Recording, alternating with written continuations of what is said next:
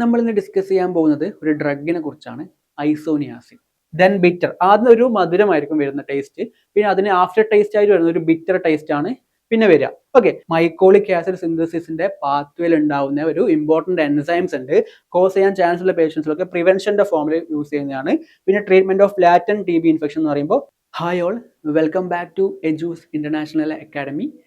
നമ്മൾ ഇന്ന് ഡിസ്കസ് ചെയ്യാൻ പോകുന്നത് ഒരു ഡ്രഗിനെ കുറിച്ചാണ്, ഐസോനിയാസിൻ. ഈ ഒരു ഡ്രഗ് പ്രധാനമായിട്ട് യൂസ് ചെയ്യുന്നത് ഒരു ഫസ്റ്റ് ലൈൻ ആന്റി ട്യൂബർകുലാർ ഡ്രഗ് ആണ്. ട്യൂബർക്ലോസിസ് എന്ന് പറയുന്ന ഡിസീസിനെതിരെ യൂസ് ചെയ്യുന്ന ഫസ്റ്റ് ലൈൻ ഏജന്റ് ആണ് ഐസോനിയാസിൻ. നമ്മൾ ഇന്നത്തെ സെഷനിൽ നമ്മൾ പ്രധാനമായിട്ട് നോക്കാൻ പോകുന്നത് എന്താണ് ഈ ഐസോനിയാസിൻ ഡ്രഗിന്റെ സ്ട്രക്ചർ, അതിന്റെ കെമിക്കൽ അല്ലെങ്കിൽ IUPAC name, properties, storage conditions, പിന്നെ യൂസസ്, അതേപോലെ മെക്കാനിസം ഓഫ് ആക്ഷൻ, പിന്നെ ലാസ്റ്റ് ഒരു സിന്തസിസും കൂടെ നമ്മൾ ആഡ് ആക്കിയിട്ടുണ്ട്. നമുക്ക് നോക്കാം. ആദ്യം തന്നെ സ്ട്രക്ചറിലേക്ക് പോവാണ്. ഐസോനിയാസിൻ എന്ന് വിളിക്കുന്ന ഡ്രഗിനെ നമ്മൾ ഐസോനിക്കോട്ടിനിക് ആസിഡ് ഹൈഡ്രാസൈഡ് എന്ന് വിളിക്കും. ഐസോനിക്കോട്ടിനിക് ആസിഡ് ഹൈഡ്രാസൈഡ് എന്ന് വിളിക്കും. നമ്മൾ അതിനെ ക്യാപിറ്റൽ ലെറ്റർ H എന്ന രീതിയിൽ ഷോർട്ട് ആയിട്ട് റെപ്രസെന്റ് ചെയ്യും. ഓക്കെ, അപ്പൊ ഐസോനിയാസിഡ്, ഐസോനിക്കോട്ടിനിക് ആസിഡ് ഹൈഡ്രാസൈഡ് അല്ലെങ്കിൽ ക്യാപിറ്റൽ ലെറ്റർ H എന്ന രീതിയിൽ നമുക്ക് റെപ്രസെന്റ് ചെയ്യാം. ഓക്കെ, കെമിക്കൽ സ്ട്രക്ചർ നോക്കിയേ. കെമിക്കൽ സ്ട്രക്ചർ നിങ്ങൾക്ക് കാണാം, സിമ്പിൾ ആയിട്ടുള്ള സ്ട്രക്ചർ ആണ് അല്ലേ.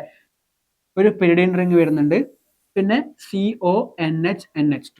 ഓക്കെ, ഒരു പെരിഡിൻ റിംഗ്, അതേപോലെ തന്നെ C ഡബിൾ ബോണ്ടോ NH2. അപ്പോൾ IUPAC നെയിം എന്ന് പറയുമ്പോൾ ഐസോനിക്കോട്ടിനൈൽ ഹൈഡ്രാസൈഡ് എന്നാണ് വിളിക്കുക. ഐസോനിക്കോട്ടിനൈൽ ഹൈഡ്രാസൈഡ് എന്നാണ് അതിന്റെ IUPAC നെയിമിൽ വരുന്നത്. ഓക്കെ, അപ്പൊ നിങ്ങൾക്ക് കാണാം ഈ ഡ്രഗിന്റെ പ്രത്യേകത, ഐസോനിയാസിന്റെ പ്രത്യേകത, അതിൽ ഇമ്പോർട്ടന്റ് ആയിട്ടുള്ള ഹെട്രോസൈക്കിൾ റിംഗ് എന്ന് പറയുന്നത് എന്താണ്? പെരിഡിൻ ആണ് അല്ലെ.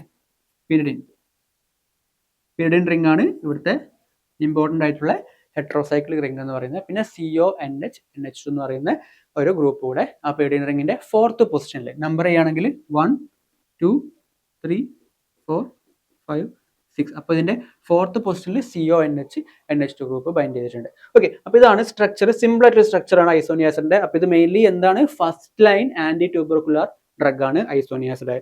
ഓക്കെ, നമുക്ക് ഇതിന്റെ പ്രോപ്പർട്ടീസ് നോക്കാം. പ്രധാനമായിട്ടും വരുന്നത് കളർലെസ് അല്ലെങ്കിൽ വൈറ്റ് ക്രിസ്റ്റലൈൻ പൗഡറിലാണ് ഈ ഡ്രഗ് കാണപ്പെടുന്നത്. പിന്നെ ഇതിന്റെ ഡ്രഗിന്റെ ഒരു ഓർഡർ എന്ന് പറയുമ്പോൾ സ്വാഭാവികമായിട്ടും ഓർഡർലെസ് ആണ്, പ്രത്യേകിച്ച് കാര്യമായിട്ടുള്ള സ്മെല്ലൊന്നും വരുന്നില്ല.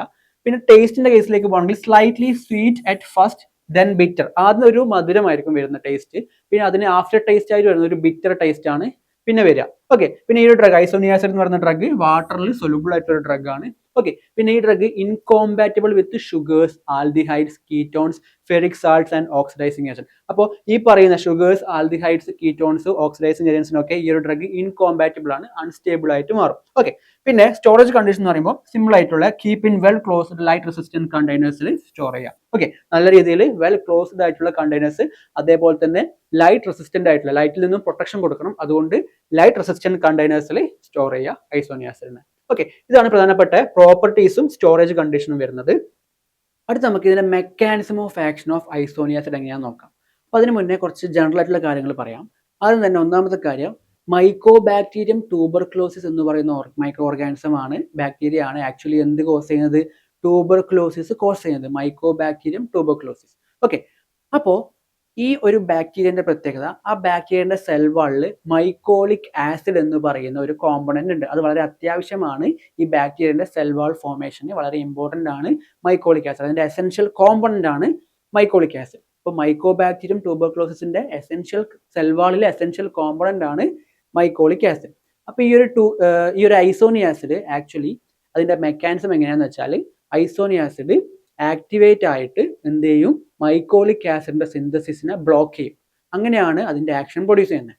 ഓക്കെ, അപ്പൊ നോക്കാം. അതിന് മുന്നേ രണ്ട് കാര്യങ്ങളുണ്ട്.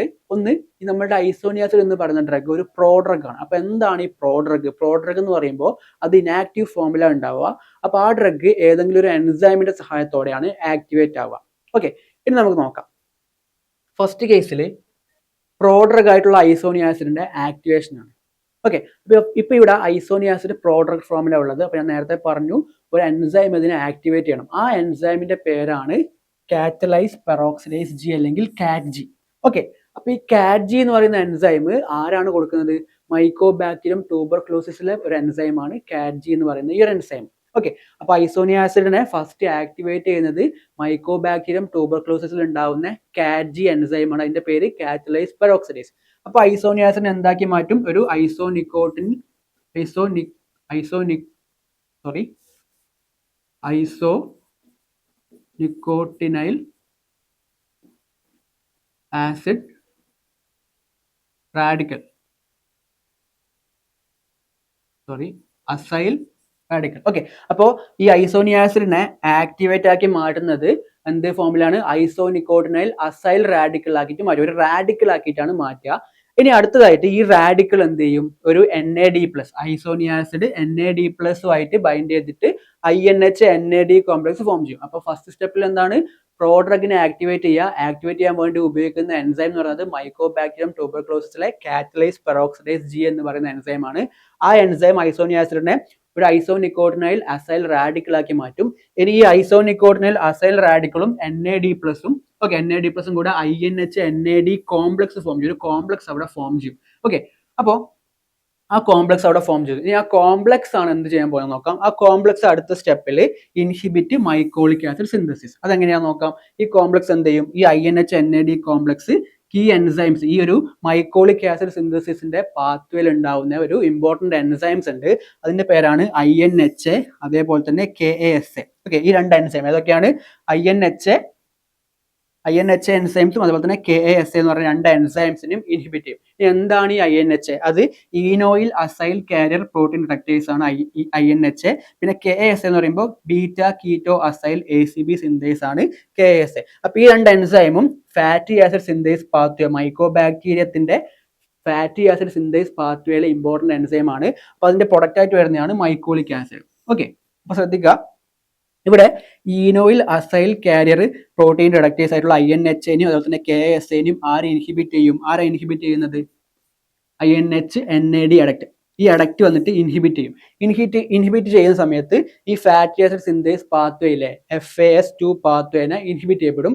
അങ്ങനെ ആ പാത്വേ ഇൻഹിബിറ്റ് ചെയ്യുമ്പോൾ അവിടെ മൈക്കോളിക് ആസിഡിന്റെ സിന്തസിസ് ഇൻഹിബിറ്റ് ചെയ്യും. ഓക്കെ, അങ്ങനെ മൈക്കോളിക് ആസിഡിന്റെ സിന്തസിസ് ഇൻഹിബിറ്റ് ചെയ്യുമ്പോൾ ഞാൻ ഫസ്റ്റ് പറഞ്ഞു മൈക്കോബാക്ടീരിയം ട്യൂബർകുലോസിസിലെ സെൽ വാളിലെ ഇമ്പോർട്ടന്റ് ആയിട്ടുള്ള എസെൻഷ്യൽ കോമ്പോണന്റ് ആണ് ഈ മൈക്കോളിക് ആസിഡ്. അപ്പോൾ ഇവിടെ മൈക്കോളിക് ആസിഡ് ഫോം ചെയ്യുന്നത് അവിടെ റെഡ്യൂസ് ആയി അല്ലെങ്കിൽ ഇൻഹിബിറ്റ് ചെയ്യപ്പെട്ടു അല്ലെങ്കിൽ ബ്ലോക്ക് ചെയ്യപ്പെട്ടു. അങ്ങനെയാകുമ്പോൾ എന്ത് സംഭവിക്കും? ഇവിടെ ബാക്ടീരിയന്റെ സെൽ വാള് ഫോം ചെയ്യാൻ വേണ്ടി പറ്റില്ല. അങ്ങനെ ഫൈനലി എന്താ സംഭവിക്കുക? ആ ഒരു ബാക്ടീരിയ ഡൈ ചെയ്യും, അല്ലെ, ഡെത്ത് സംഭവിക്കും. അപ്പോൾ മൈക്കോളിക് ആസിഡ് എസെൻഷ്യൽ കോമ്പോണന്റ് ആണ് ബാക്ടീരിയൽ സെൽ വാളിന്റെ. അങ്ങനെ മൈക്കോളിക് ആസിഡ് ഫോം ചെയ്യുന്നത് ഈ ഐസോനിയാസിഡ് എന്ത് ചെയ്യും? ഇൻഹിബിറ്റ് ചെയ്യും. അങ്ങനെയാണ് അവിടെ എന്ത് ചെയ്യുന്നത്? ഐസോനിയാസിഡിന്റെ ആക്ഷൻ വരുന്നത്. ഓക്കെ, അപ്പൊ ഫസ്റ്റ് സ്റ്റെപ്പിൽ പ്രോഡ്രഗ് ആക്ടിവേഷൻ, രണ്ടാമത് formation of active metabolite INH NAD complex. ആ കോംപ്ലക്സ് എന്ത് ചെയ്യും? Inhibit mycolic acid synthesis. Okay, അപ്പൊ അതിന് ഇൻഹിബിറ്റ് ചെയ്യുന്ന രണ്ട് എൻസൈം ആണ് INH-യും അതേപോലെ തന്നെ KASA എന്ന് പറയുന്ന എൻസൈംസ്. ആ എൻസൈം ഇൻഹിബിറ്റ് ചെയ്യുമ്പോൾ FAS2 pathway, fatty acid synthase pathway inhibit ചെയ്യും. ആ പാത്വേ ഇൻഹിബിറ്റ് ചെയ്യുമ്പോൾ മൈക്കോളിക് ആസിഡ് ഫോം ചെയ്യുന്നത് ഇൻഹിബിറ്റ് ചെയ്യും. അങ്ങനെ ഫൈനലി സെൽ വാൾ ഫോം ചെയ്യുന്നത്, ബാക്ടീരിയന്റെ സെൽ വാൾ ഫോം ചെയ്യുന്നത് ഇൻഹിബിറ്റ് ചെയ്യും. അങ്ങനെ ഫൈനലി എന്ത് ചെയ്യും? ആ ബാക്ടീരിയ ഡൈ ആവും. ഓക്കെ, അതാണ് ഈ mechanism of action of isoniazid എന്ന് പറയുന്നത്. ഓക്കെ, അടുത്തായിട്ട് നമ്മൾ നോക്കുന്നത് സിന്തസിസ് ഓഫ് ഐസോനിയാസിഡ് ആണ്. സ്റ്റാർട്ടിംഗ് മെത്തേഡ് ഉപയോഗിക്കുന്നത് 4-pyridine carboxylic acid, 4-pyridine carboxylic acid അല്ലെങ്കിൽ ഐസോനിക്കോട്ടിനിക് ആസിഡ് ആണ്. അപ്പോൾ ഇവിടെ നോക്കാം, ഈ 4-pyridine carboxylic ആസിഡ് എന്ത് ചെയ്യും? എഥനോളിന്റെ കൂടെ റിയാക്ട് ചെയ്യും ഇൻ ദ പ്രസൻസ് ഓഫ് ഒരു ആസിഡിന്റെ സഹായത്തോടെ. അപ്പൊ ഇവിടെ ആസിഡും ഉണ്ട് ആൽക്കഹോളും ഉണ്ട്. അപ്പൊ എന്ത് സംഭവിക്കും? ഇവിടെ ഒരു എസ്റ്റർ ഫോം ചെയ്യും, അല്ലെ. ആ എസ്റ്ററിന്റെ പേരാണ് ഈഥൈൽ ഐസോനിക്കോട്ടിനേറ്റ്. ഓക്കെ, അപ്പൊ ഈഥൈൽ ഐസോനിക്കോട്ടിനേറ്റ് ഫോം ചെയ്തു. ഇനി ഈഥൈൽ ഐസോനിക്കോട്ടിനേസ് എന്ത് ചെയ്യും? ഹൈഡ്രാസിൻ ഹൈഡ്രേറ്റിന്റെ കൂടെ റിയാക്ട് ചെയ്തിട്ട് ഐസോനിയാസിഡ് ഫോം ചെയ്യും. ഓക്കെ, ഹൈഡ്രാസിൻ ഹൈഡ്രേറ്റിന്റെ കൂടെ റിയാക്ട് ചെയ്തിട്ട് ഐസോനിയാസിഡ് ഫോം ചെയ്യുന്നതായിരിക്കും. ഇതാണ് സിമ്പിൾ ആയിട്ടുള്ള ഒരു method. Starting material 4-pyridine carboxylic acid അല്ലെങ്കിൽ ഐസോനിക്കോട്ടിനിക് ആസിഡ് എന്നും വിളിക്കാം. ഓക്കെ, അപ്പൊ എത്തനോൾ റിയാക്ട് ചെയ്യുന്ന സമയത്ത് എസ്ട്രിഫിക്കേഷൻ റിയാക്ഷൻ നടക്കുന്നു. അതിനുശേഷം എന്ത് സംഭവിക്കുന്നു? ഹൈഡ്രാസിൻ ഹൈഡ്രേറ്റിന്റെ കൂടെ റിയാക്ട് ചെയ്തിട്ട് ഐസോനിയാസിഡ് ഫോം ചെയ്യുന്നു. ഓക്കെ, നെക്സ്റ്റ് നമുക്ക് എന്ത് ചെയ്യാം? യൂസസ് ഓഫ് ഐസോനിയാസിഡ് നോക്കാം. പ്രധാനപ്പെട്ട യൂസ് എന്ന് പറയുന്നത് ട്രീറ്റ്മെന്റ് ഓഫ് ട്യൂബർകുലോസിസ് ആണ്. ഫസ്റ്റ് ലൈൻ ഡ്രഗ് ആണ് for the treatment of tuberculosis. Mainly combination തെറാപ്പിയിൽ യൂസ് ചെയ്യും. Example with rifampicin, pyrazinamide, ethambutol പോലുള്ള ഡ്രഗ്സിന്റെ കോമ്പിനേഷനിലാണ് ഐസോനിയാസിഡ് യൂസ് ചെയ്യുന്നത്. ഫസ്റ്റ് ലൈൻ ഡ്രഗ് ആണ്. പിന്നെ prevention of TB. Okay, used for TB prophylaxis in individuals with latent TB infection or other at high risk of developing active TB.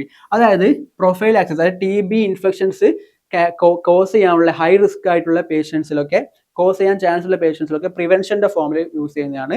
പിന്നെ treatment of latent TB infection എന്ന് പറയുമ്പോൾ to prevent progression to active disease. അപ്പോൾ ഈ ഒരു latent TB ഇൻഫെക്ഷനെ active ഫോമിലേക്ക് convert ചെയ്യുന്നത് prevent ചെയ്യാൻ വേണ്ടിയിട്ടും ലാറ്റന്റ് TB ഇൻഫെക്ഷൻസിൽ എന്ത് ചെയ്യുന്നുണ്ട്, ഈ ഒരു ഡ്രഗ് യൂസ് ചെയ്യുന്നുണ്ട്. അപ്പോൾ mainly treatment, prevention and prevention and prophylaxis, അതേപോലെ തന്നെ ട്രീറ്റ്മെന്റ് ഓഫ് ലാറ്റന്റ് TB ഇൻഫെക്ഷൻസിനാണ് ഈ ഒരു ഐസോനിയാസിഡ് യൂസ് ചെയ്യുന്നത്. പ്രധാനമായിട്ടും TBക്കെതിരെ യൂസ് ചെയ്യുന്ന ഫസ്റ്റ് ലൈൻ ഡ്രഗ് ആണ്. ഓക്കെ, ബ്രാൻഡ് നെയിംസിലേക്ക് പോകുമ്പോൾ ഐസോക്കിൻ, ഐസോനെക്സ് പോലുള്ളതാണ് പ്രധാനപ്പെട്ട ബ്രാൻഡ് നെയിംസിൽ വരുന്നത്. ഓക്കെ, അപ്പോൾ ഇത്രയാണ് നമുക്ക് മെയിൻലി ഐസോനിയാസിഡ് എന്ന് പറയുന്ന ഡ്രഗിനെ കുറിച്ച് പ്രധാനമായിട്ടും പറയാനുള്ളത്. ഓക്കെ, അപ്പോൾ ഇത്രയാണ് നമുക്ക് ഈ ഒരു സെഷനിൽ പഠിക്കാനുള്ളത്. അപ്പോൾ നമ്മൾ എന്താണ് നോക്കിയത്, ഐസോനിയാസിഡ് എന്ന് പറയുന്ന ഡ്രഗ് ആയിരുന്നു അല്ലേ. അപ്പോൾ ഈ ഡ്രഗ് എന്തിനാണ് യൂസ് ചെയ്തത്, ഐസോനിയാസിഡ് എന്ന് പറയുന്ന ഡ്രഗ് ട്യൂബർക്ലോസിനെതിരെ യൂസ് ചെയ്യുന്ന ഡ്രഗ് ആണ്. അതിന്റെ first line anti TB drug ആണ് ഐസോനിയാസിഡ്. ഓക്കെ, അതിന്റെ മെക്കാനിസം എന്ന് പറയുമ്പോൾ മൈക്കോളിക് ആസിഡ് സിന്തസിസ് ഇൻഹിബിറ്റ് ചെയ്യാണ് ഐസോനിയാസിഡ് ചെയ്യുന്നത്. അപ്പോൾ എന്താണ് ഈ മൈക്കോളിക് ആസിഡ്? മൈക്കോളിക് ആസിഡ് എന്ന് പറയുന്നത് മൈക്കോബാക്ടീരിയം ട്യൂബർക്ലോസിസിലെ സെൽ വാളിലെ ഇമ്പോർട്ടൻറ്റ് കോമ്പണന്റ് ആണ്. അപ്പോൾ ആ കോമ്പണന്റ്, ഇമ്പോർട്ടൻറ്റ് കോമ്പണന്റ് ആയിട്ടുള്ള മൈക്കോളിക് ആസിഡിന്റെ സിന്തസിസ് ആണ് ഇൻഹിബിറ്റ് ചെയ്യുന്നത്. ഓക്കെ, INHA അതേപോലെ തന്നെ KASA എന്ന് പറയുന്ന എൻസൈംസിനെ പോയിട്ട് അതിൽ പോയി ബൈൻഡ് ചെയ്തിട്ട് ഇൻഹിബിറ്റ് ചെയ്യുക. ആ എൻസൈംസിനെ ഇൻഹിബിറ്റ് ചെയ്യുമ്പോൾ ഓട്ടോമാറ്റിക്കലി മൈക്കോളിക് ആസിഡ് സിന്തസിസ് ഇൻഹിബിറ്റ് ചെയ്യുന്നുണ്ട്. നമ്മൾ മെക്കാനിസം ഡീറ്റെയിൽ ആയിട്ട് പറഞ്ഞിട്ടുണ്ട്. പിന്നെ പ്രധാനമായിട്ട് പറഞ്ഞതായിരുന്നു അതിന്റെ യൂസസ്, ബ്രാൻഡ് നെയിംസ്, പ്രോപ്പർട്ടീസും കാര്യങ്ങളൊക്കെ. ഓക്കെ, അപ്പോൾ ഇത്രയേ ഉള്ളൂ നമുക്ക് ഇന്നത്തെ സെഷനിൽ. നമുക്ക് ഇനി അടുത്ത ക്ലാസ്സിൽ മറ്റൊരു ടോപ്പിക് ആയിട്ട് കാണാം. താങ്ക്